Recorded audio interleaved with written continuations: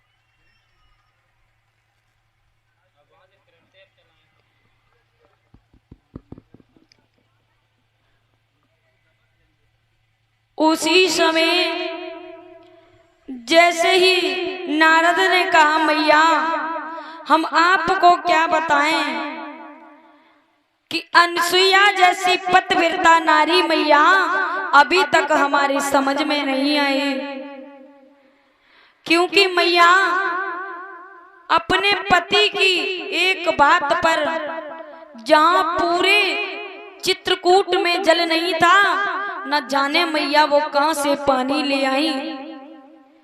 ऐसी पतिव्रता नारी अभी तक हमने नहीं देखी संसार में।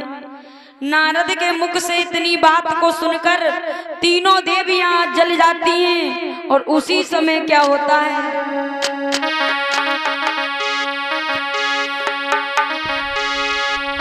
अरे सुन के नारद की वाणी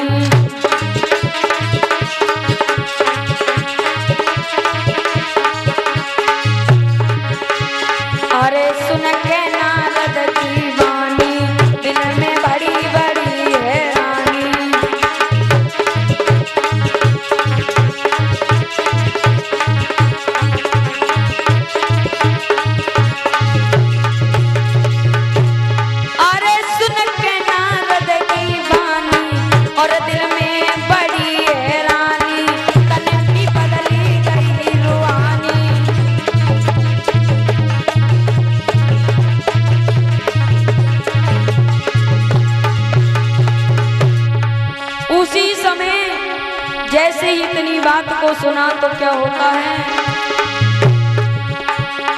मानो नाम पे भीगो पानी सबकी बदली गई रूहानी, दिल में सोचे बड़ी हैरानी।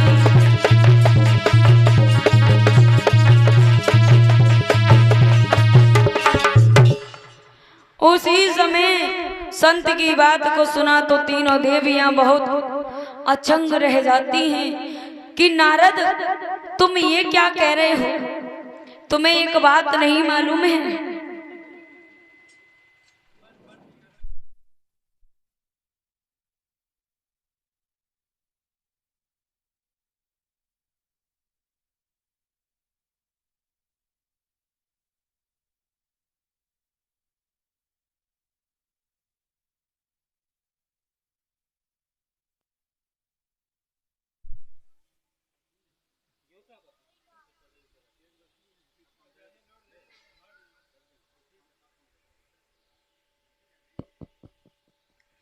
बोलिए कन्हैया लाल की। आवाज निकालो मैया है। बोलिए राधा रानी सरकार की।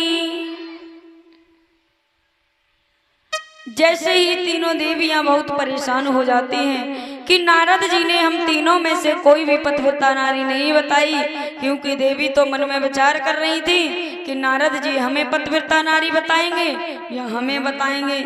लेकिन जिस समय अनसुईया के नाम को सुना तो तीनों देवियां आज हैरान हो जाती हैं। उसी समय तीनों देवियां घबरा करके अपने अपने पतियों के पास में पहुंची और जाकर के कहा, हे भगवान, एक बात कही, आप लोग परीक्षा लेने के लिए अनसुईया के द्वार पर जाओगे। अपने अपने पतियों से कह रही हैं वो तीनों देवियां। तीनों देवों ने समझाया, हे देवियों, तुम लोग मान जाओ, क्योंकि अनसुईया की परीक्षा ऐसे लेना सही बात नहीं है। लेकिन तीनों देवियां नहीं मानी, और आज जब तीनों देवियां नहीं मानी तो उसी समय तीनों देवों ने एक संत के रूप को बना लिया।